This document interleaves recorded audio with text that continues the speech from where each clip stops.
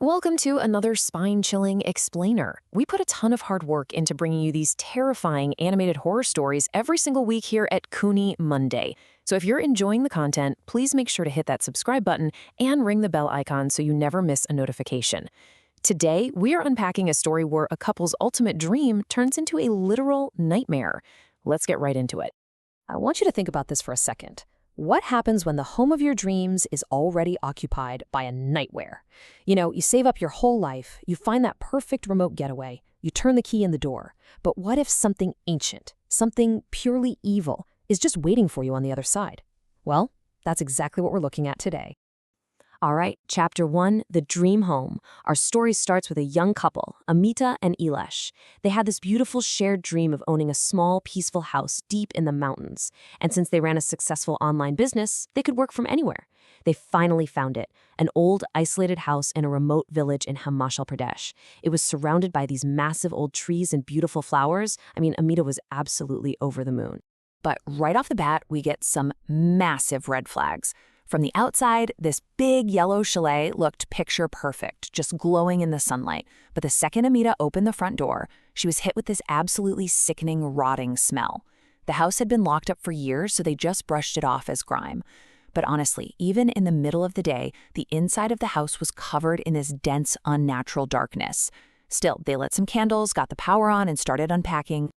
Moving right along to Chapter 2, the terrifying beginning, because things go downhill really, really fast. Just picture this. It's their first night, and Amita goes to chop up some fresh vegetables they brought with them.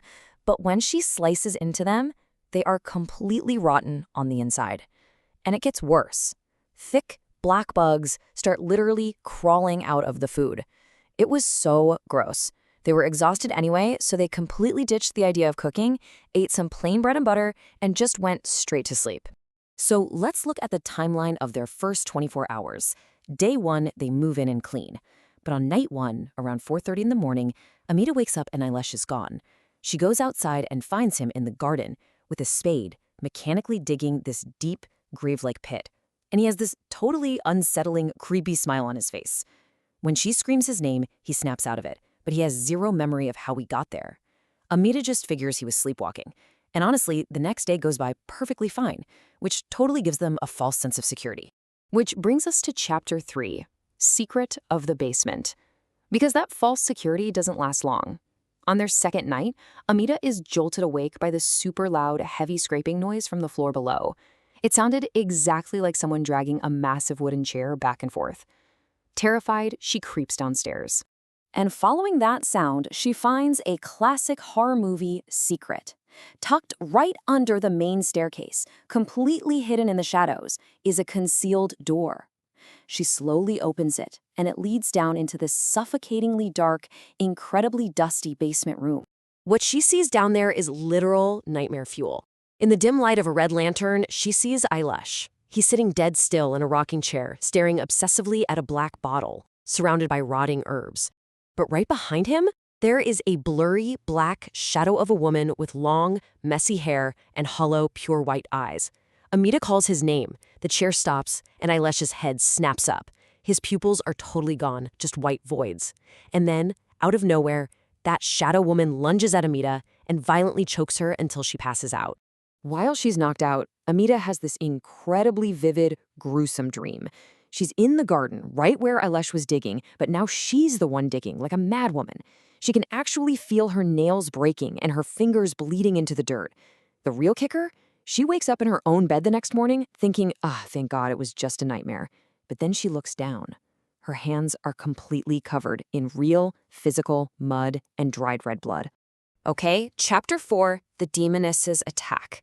This is where the house stops playing games. Amita runs outside and finds Ilesh filling the pit, crying hysterically. But then, he just snaps back to normal a second later. Amita suddenly feels violently sick, freezing cold, pounding headache, and she rushes back inside to throw up. The second she steps inside, it is total paranormal chaos.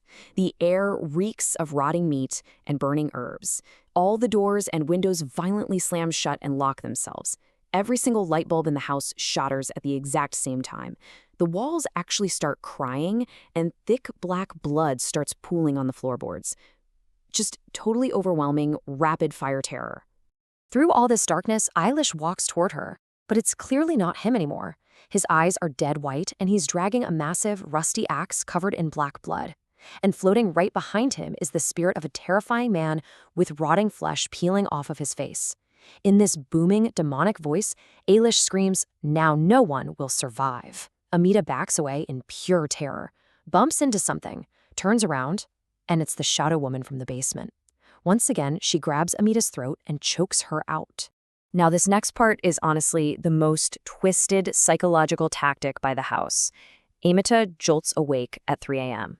But there's no blood, no broken glass, no rotting smell. The house is totally fine. She doesn't have a single mark on her neck, and Eilish is just sleeping soundly right next to her. It totally messes with her head, making her question her own sanity. Desperate for answers, Amita sneaks downstairs to check the basement. The hidden door is real, the rotting herbs in the rocking chair are real, but as she's standing there, she hears a massive crash from the bedroom upstairs. She sprints back up, throws the door open, and finds Eilish violently levitating in the air above the bed, thrashing around. She tries to call for help, but the phones are dead. Suddenly, his body goes totally stiff and crashes to the floor. Amita rushes over, but it's not Eilish on the floor. It's the demoness. And for the third time, she grabs Amita's throat until everything goes black. The next morning, the perspective completely shifts. Eilish wakes up feeling fine, but Amita won't wake up. He frantically splashes water on her face, nothing. Then she starts having these severe, seizure-like fits. He rushes her to a village clinic, and the doctors are just baffled. Her reports are normal, but her heart is racing out of control. Eventually, they have to transfer her to a major hospital, where they tell Eilish the devastating news. Amita has fallen into a deep coma. So, Chapter 5, Truth of the Cursed House. How did this happen in just a few days? Well, a super confused Eilish goes back to the village to grab their things, and he finds this mysterious old man just sitting outside the property. And this old man drops a massive bombshell. He tells Eilish the house is cursed by a Piशाccini, an ancient demoness. She doesn't just haunt the house, she actually traps people inside their own nightmares to steal their lives. He tells Eilish that the beautiful garden outside is literally a graveyard full of her past victims, and he needs to leave right now. As soon as he says this, the old man gets up and starts walking toward the forest. Eilish calls out to thank him, but right before his eyes, the old man just vanishes into thin air, literally disappears. Completely freaked out, but finally understanding the danger, Eilish abandons the house right then and there and immediately organizes some intense religious prayers to fight for Amita. And you guys, the prayers actually worked. Days later, defying all medical logic, Amita miraculously wakes up. But she immediately starts crying. She tells Eilish that while her physical body was in the hospital, her soul was completely trapped back in that house in the dream realm. She had spent days fighting the demoness, feeling incredibly alone in what was supposed to be their dream home. They both survived, but it leaves us with this super eerie thought. Who was that old man? Was he just another wandering soul? It's highly likely he was one of the previous owners whose life was stolen by the Piशाccini. Just a tragic ghost trying to save a new couple from his own terrible fate. Which brings us to the end of today's explainer. It really makes you think about the history of the places we want so badly. So I'll leave you with this. What would you do if you found yourself physically and mentally trapped in a house like this? Would you figure out you were in a nightmare before it was too late? Always trust your gut, guys. Sometimes a dream home is just a nightmare in disguise.